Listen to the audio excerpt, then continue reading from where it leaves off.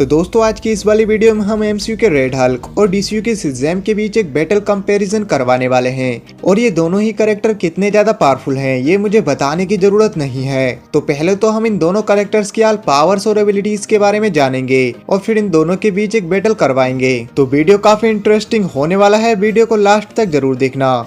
तो दोस्तों पहले बात कर लेते हैं रेड हल्क की। तो गाइस रेड हल्क का फर्स्ट अपीयरेंस 2008 में कॉमिक्स हल्क वॉल्यूम 3 के इशू 1 में हुआ था और रेड हल्क और कोई नहीं बल्कि जनरल थंडरबोल्ट रोज है। दरअसल जब थंडरबोल्ट हल्क को हराने के लिए मोडॉक से हाथ मिला लेता है तब मोडॉक और लीडर गामा रेस और कॉस्मिक रेस का यूज करके थंडरबोल्ट को रेड हल्क बना देते हैं। रेड हल्क के पास भी ग्रीन हल्क की तरह सारी पावर्स और एबिलिटीज हैं। बस फर्क इतना है कि ग्रीन हल्क के मुकाबले पर रेड हल्क उससे काफी ज्यादा इंटेलिजेंट है। रेड हल्क की स्ट्रेंथ की भी कोई लिमिट नहीं है क्योंकि इसने कई बार हल्क को बराबर की टक्कर दी है। यहाँ तक कि रेड हल्क को थोर भी नहीं हरा पाया था और रेड हल्क ने सेंट्री की भी धुलाई की थी। इसके अलावा भी एक बार रेड हल्क ने द वेचर को एक ही पंच मारकर वापस स्पेस में भेज दिया था और ये इतने ऊंचे जंप मार सकता है कि अर्थ से एटमॉस्फेयर तक पहुंच सकता है। रेड हल्क का स्टेमिना भी बहुत ज्यादा है, ये बिना रुके बिना थके काफी लंबे समय तक फाइट कर सकता है। यहाँ तक कि कॉमिक्स में इसके स्टेमिना की भी कोई लिमिट नहीं है और रेड हल्क की ड्यूरेबिलिटी और स्पीड को आप ग्रीन हल्क के बराबर मान सकते हो। और रेड हल्क के पास कमाल का हीलिंग फैक्टर है पर ग्रीन हल्क के मुकाबले पर रेड हल्क का हीलिंग फैक्टर थोड़ा स्लो देखने को मिला है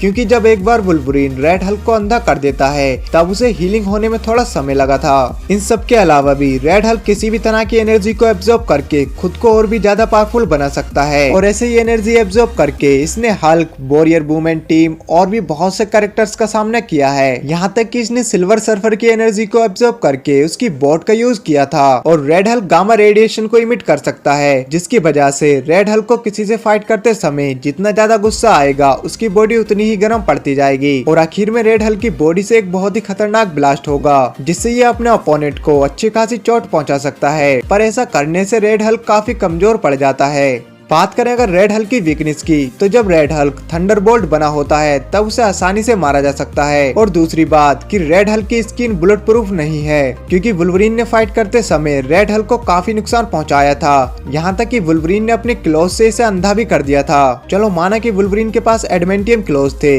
लेकिन पनिशर ने भी रेड हल्क की छाती में चाकू घुसाकर ब्लड निकाल दिया था। तो गाइस अब बात कर लेते हैं शेज़ैम की पावर्स और एबिलिटीज की। तो विली वेडसन को एक बूढ़े विजार्ड ने 6 ओलंपियन गॉड्स की पावर दी थी ताकि विली बुराई से लड़ सके और इन 6 गॉड के नेम से ही विली वेडसन को अलग अलग सुपर पावर मिलती हैं और शेज़ैम के नेम के इन 6 लेटर से ही शेज़ैम को सारी पावर्स मिलती हैं। जैसे कि एस फॉर सुलेमान गॉड से शेज़ैम को मिलता है विजडम जिससे उसके पास वर्ल्ड की सारी नॉलेज आ जाती है और इसीलिए शेज़ैम हर एक तरह की लैंग्वेज को बोल सकता है और समझ सकता है। इस पावर का यूज करके शेज़ैम ने एलियंस से भी बात की थी। सुलेमान गॉड की पावर से शेज़ैम इतना ज्यादा इंटेलिजेंट बन जाता है कि किसी भी प्रॉब्लम को सॉल्व कर सकता है और किसी भी विलन से फाइट करते समय शेज़ैम उसकी काबिलियत और वीकनेस का अंदाजा लगाकर उसे हरा सकता है। एच फॉर हेरक्यूलिस गॉड से शेज़ैम को मिलती है स्ट्रेंथ और इसी स्ट्रेंथ के बल पर ही शेज़ैम बड़ी से बड़ी बिल्डिंग और माउंटेन को उठाकर एक जगह से दूसरी जगह पर रख सकता है। इसकी स्ट्रेंथ को लगभग सुपरमैन की स्ट्रेंथ के बराबर बताया गया है। और हेरक्यूलिस गॉड से शेज़ैम को थंडर क्लैप्स की भी पावर मिलती है जिससे शेज़ैम अपने थंडर क्लैप से एक बहुत ही खतरनाक शॉकवेव पैदा करके अपने अपोनेंट को अच्छा खासा नुकसान पहुंचा सकता है। ए फॉर एटलस गॉड से शेज़ैम को मिलता है अनलिमिटेड स्टेमिना। ये स्टेमिना इतना ज्यादा है कि शेज़ैम बिना रुके बिना थके काफी लंबे समय तक अपने अपोनेंट से फाइट कर सकता है और शेज़ैम को ज्यादा आराम करने या सोने की भी जरूरत नहीं है और ये पानी के अंदर बिना सांस लिए काफी टाइम तक जिंदा रह सकता है। तो इसलिए शेज़ैम किसी भी बैटल में थक कर नहीं हार सकता। Jet for juice God Greek God के किंग हैं। ज्यूस गॉड से शेज़ैम को मिलती है लाइटिंग की पावर जिससे वो किसी पर भी पावरफुल लाइटिंग अटैक कर सकता है और ज्यूस गॉड से इसे काफी सारी मैजिकल पावर्स भी मिलती हैं जैसे कि शेज़ैम किसी से बैटल लड़ते टाइम छोटी मोटी इंजरी को खुद ही ठीक कर सकता है और ज्यादा घायल होने पर शेज़ैम ज्यूस की लाइटिंग पावर से खुद को हीलिंग कर सकता है। हालांकि शेज़ैम का हीलिंग फैक्टर डेडपूल या वुल्वरीन की तरह फास्ट काम नहीं करता लेकिन फिर भी शेज़ैम खुद को काफी जल्दी हीलिंग कर सकता है। ए फॉर एक्लिस गॉड से शेज़ैम को मिलती है कॉरेज यानी साहस और हिम्मत और इसी साहस के बल पर शेज़ैम किसी भी विलन्स का सामना करने से नहीं डरता और न ही कभी हार मानता है। और एक्लिस गॉड शेज़ैम को इम्यूनिटी की भी पावर देते हैं जिससे शेज़ैम की बॉडी पर बुलेट, स्वेड या किसी भी तरह के वेपन्स का असर नहीं होता।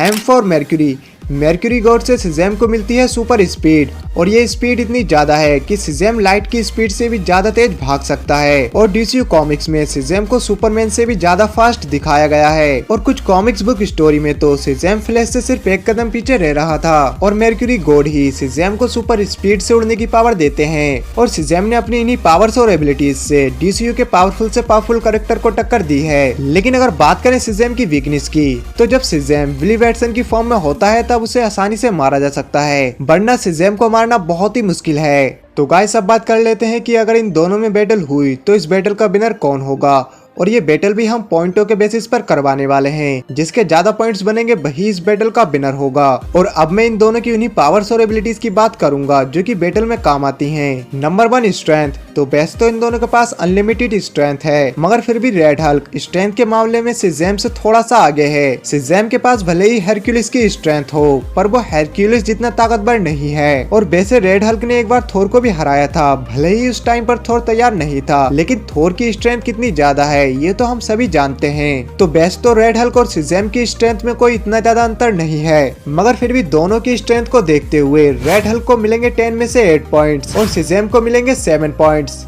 Number 2 stamina. तो रेड हल्क के स्टेमिना की कोई लिमिट नहीं है, ये बिना रुके बिना थके कई दिनों तक फाइट कर सकता है। और सिजेम के स्टेमिना की भी कोई लिमिट नहीं है, क्योंकि इसे एटलस गॉड से स्टेमिना की पावर मिलती है, जिससे ये भी बिना रुके काफी दिनों तक बैटल लड़ सकता है। तो इन दोनों ही कैरेक्टर्स के स्टेमिना की कोई लिमिट नहीं है, तो इसलिए दोनों को ही 10 में से 8 पॉइंट्स मिलेंगे। Number 3 speed. तो स्पीड के मामले में रेड हल्क काफी स्लो है और सिजेम काफी फास्ट, क्योंकि सिजेम को मर्क्यूरी गॉड से सुपर स्पीड की पावर मिलती है, और इसी सुपर स्पीड से सिजेम ने कई बार फ्लैश को भी टक्कर दी है। तो इसलिए सिजेम को मिलेंगे 10 में से 8 पॉइंट्स और रेड हल्क को 4 पॉइंट्स। Number 4 fighting skills. तो बेस्ट तो सिजेम काफी इंटेलिजेंट है और इसे काफी तरह की फाइटिंग स्किल्स आती भी हैं, लेकिन विली बैटसन को अभी इन फाइटिंग स्किल्स का यूज करना अच्छे से नहीं आता। जबकि जनरल थंडरबोल्ट रोज एक सोल्जर हैं और इन्होंने बहुत सी बैटल लड़ी हैं, जिससे रेड हल्क को भी बैटल लड़ने का काफी अच्छा एक्सपीरियंस है। तो इन दोनों की फाइटिंग स्किल्स को देखते हुए रेड हल्क को मिलेंगे 10 में से 7 पॉइंट और सिजेम को 5 पॉइंट्स। Number 5 healing factor. तो बेस्ट तो रेड हल्क का हीलिंग फैक्टर काफी अच्छा है, लेकिन थोड़ा स्लो काम करता है, और रेड हल्क की स्किन को किसी भी धारदार वेपन से काटा जा सकता है, जबकि सिजेम की बॉडी पर बुलेट, स्वेड या किसी भी तरह के वेपन्स का असर नहीं होता। और अगर इसे चोट लग भी जाए तब सिजेम ज्यूस गॉड की पावर से खुद को बहुत जल्दी हीलिंग कर लेगा। तो इन दोनों कैरेक्टर्स की हीलिंग पावर को देखते हुए सिजेम को मिलेंगे 10 में से 8 पॉइंट्स और रेड हल्क को 5 पॉइंट्स। तो गाइस यहाँ पर रेड हल्क के टोटल पॉइंट्स बने हैं 32 और सिजेम के टोटल पॉइंट्स बने हैं 36। तो इसीलिए इस बैटल का विनर है सिजेम, क्योंकि सिजेम रेड हल्क से ज्यादा पावरफुल है। तो गाइस ये तो था मेरा ओपिनियन, बाकी आपका ओपिनियन क्या है इस बैटल को लेकर कमेंट्स करके जरूर बताना। और अगर आपको ये वीडियो अच्छी लगी हो तो वीडियो को लाइक कर देना और चैनल को सब्सक्राइब भी, ताकि आपको ऐसी अमेजिंग वीडियोस देखने को मिलती रहे।